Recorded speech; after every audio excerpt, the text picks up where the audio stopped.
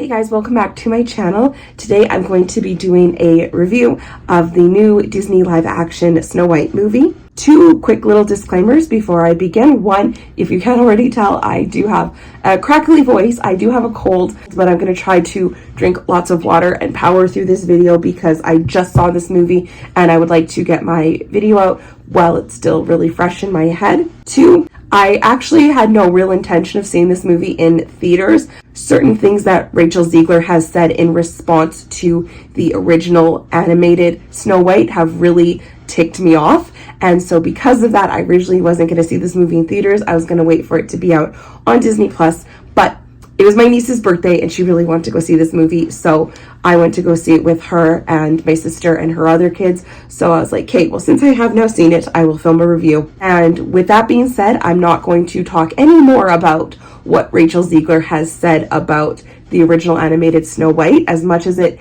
ticked me off and I don't really respect her anymore because of that. I want to review the movie as a movie itself and not based on what she said. Just know I don't like what she said about the animated Snow White story, and if she was truly going to be a Disney princess in my eyes, she would not have said those things. She would have defended the character. An example, Emma Watson defending the character of Belle when she played Belle in Beauty and the Beast. I think that's what you should do if you are given this amazing role to be a Disney princess, especially the very first, not only Disney princess, but Disney film. Anyway, let's get into the review of the movie. So when we left this movie, I checked out the IMDb because I obviously post my ranking through taking a screenshot of my IMDb ranking. That's what I post on my Instagram. And I knew this movie was not doing well, but it had a 1.6 on IMDb, and I'm sorry, it does not deserve that low of a rating. If you follow me on Instagram, you saw that I gave this 4 out of 10 stars, which isn't great, but it's definitely not 1.6. There was a lot of things I did not like about this movie, but there was still many things I did actually enjoy about this movie. And let's talk about the things I didn't like first. I think Rachel Zegler is an amazing singer. She has a beautiful voice. I loved her singing in West Side Story, Ballad of Songbirds and Snakes, and I really liked her singing in this movie. However, I don't think she can act. That is my personal opinion. I don't think she's that good of an actor, and I thought that in all these 3 films, when she was singing on screen, beautiful. I loved her songs. I think she has a beautiful, beautiful voice, but I don't think she can act. With that being said, I don't think Gal Gadot can do either. Again, personal opinion. All of my videos are my personal opinion.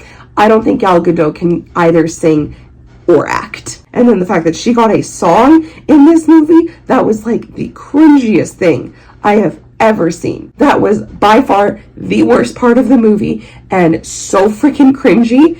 It was so bad. When the whole time she was singing, I was like, oh wow. And I could just feel like myself like ticking points away from like my ranking of this movie. I usually say that I think Disney is like one of the best companies out there when it comes to casting like voice acting. Almost every single Disney animated movie I've seen, the voice acting in it is just like so on point. And for the most part, I think Disney has done a really good job casting for these live actions. So I was just kind of shocked when these 2 actresses were cast in this role. Does Rachel Zegler kind of portray Snow White?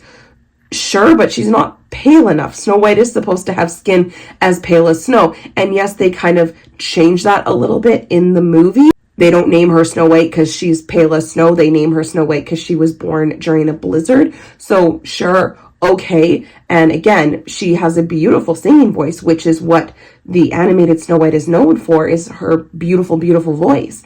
And sure, Rachel Zegler has that, but again, I just don't think she's a good actress. So there isn't a prince in this movie. Instead, Snow White's one true love is someone who's like part of the like resistance, the rebellion against the queen, and he's just like a random lives in the woods dude with his buddies trying to like rebel against the queen. He was a good actor. I don't know his name off the top of my head because I've never seen him in anything else, but him and Snow White have 2 songs together actually, and he can't sing in my opinion. good actor. He's very cute looking, but I didn't think he had the best singing voice. So it was just kind of funny, like the contrast between him and Rachel Ziegler's like love song that they had, where I was like, okay, she can sing, he can't. So just like all around, this movie was just like not the best cast in my opinion. Like certain characters like the woodsman and stuff, who's like barely in it, he's there, but he was good for what he was in the movie for. The king, for what he was in the movie for, he was good. One thing about this movie that has been very controversial about it was the fact that they did not cast little people in the roles of the dwarfs or anything.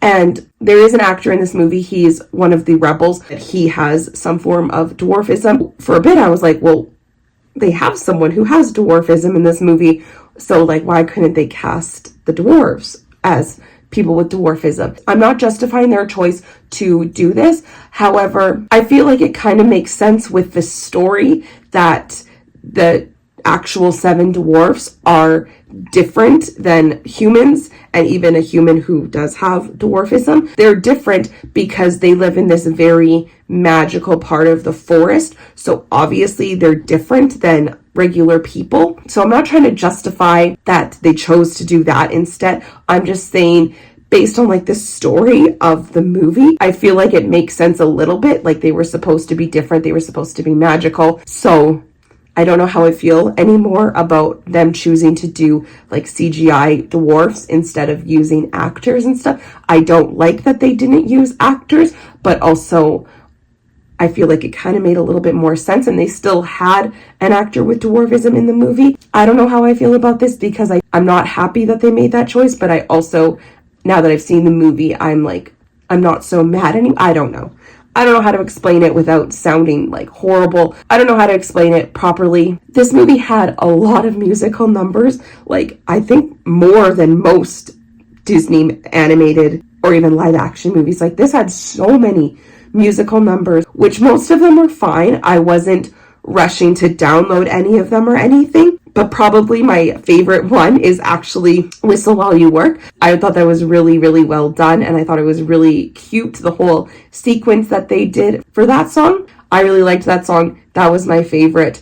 All the rest of the songs were just kind of fine. Snow White obviously has like her big ballad that she sings. There's like her love song with not the prince, but the rebel boy. And then Gal Gadot has her song, which, as I previously discussed, is awful. If you do see this movie in theaters and you need a moment to actually like go to the bathroom, go during Gal Gadot's song. One more thing about this movie that I just did not like, and this is a spoiler for the movie. So if you haven't seen the movie and you don't want to hear a spoiler, it doesn't really affect like the plot or anything, but it is something very different from the original animated movie. So if you don't want to hear this spoiler, then cut out now, and thank you for watching. One little thing that they did in this movie that I literally groaned in my chair when this happened was they make Dopey talk. Not for the first chunk of the movie. It's not until after Snow White bites the apple, dies, and then is revived by True Love's kiss that Dopey does talk. So it's not until basically the end of the movie. But oh my goodness, like I just did not like that they did that. And they justified it, I guess, by saying that the reason he didn't talk, like Snow White talks to him and he kind of says that the reason he doesn't talk is because he's too afraid to, which I was like, what? No, Dopey just never learned to talk. That's why he never talked. And then for him to have this like courageous line at the end of the movie, that's like, oh my God, Dopey talked. I was like, no. I am all for adding things and changing things into these live action movies, but like Dopey is Dopey. Let's not do that. Like if we want to change and add more to the plot, so it's more than just girl bites apple and dies and then the queen dies and she is saved by True Love's kiss at the end. If you want to add more to that, which obviously this movie did, which I'm not mad at what they added to this movie. I don't hate the ending and how this like played out or anything, but if you want to add to it, that's fine. But I'm sorry, don't take these like iconic characters that we have known and loved for 50 plus years, because Snow White and the Seven Dwarfs is the original Disney full-length animated feature. And Dopey is a character that we have all come to know and love as this just little donut of a human, and we love him so much. And now you're gonna make him talk? Like, no. Add to the plot, change certain things, like in Beauty and the Beast when they added things to make the story just make a little bit more sense. Things like that. That's fine. I'm fine with that. If you want to make Snow White more independent and less reliant on True Love's Kiss and the prince, sure, I'm fine with that, but don't make Dopey talk. Like, no, I am not okay with that. Anyway, with that being said, I'm gonna go because I'm gonna lose my voice. But that is going to be it for this video. I hope you liked it. Like I said, I didn't hate it. I gave it 4 out of 10 stars, which means it wasn't my favorite thing in the world. Probably wouldn't necessarily rewatch it unless somebody else suggested it or something, but I didn't hate it. Is it my least favorite live action remake? I don't know, because it's been a really long time since I've seen Mulan, and I don't remember my exact thoughts on that. As you know, I'm also doing my live action animated comparison videos, so maybe I'll discuss these 2 movies eventually. But that's going to be it for now. Thank you guys so much for watching this video. If you liked it, I would love it if you would like and subscribe. I post new videos every single Friday, and I would love to have you here. Thank you for watching. I'll talk to you later. Bye, everybody.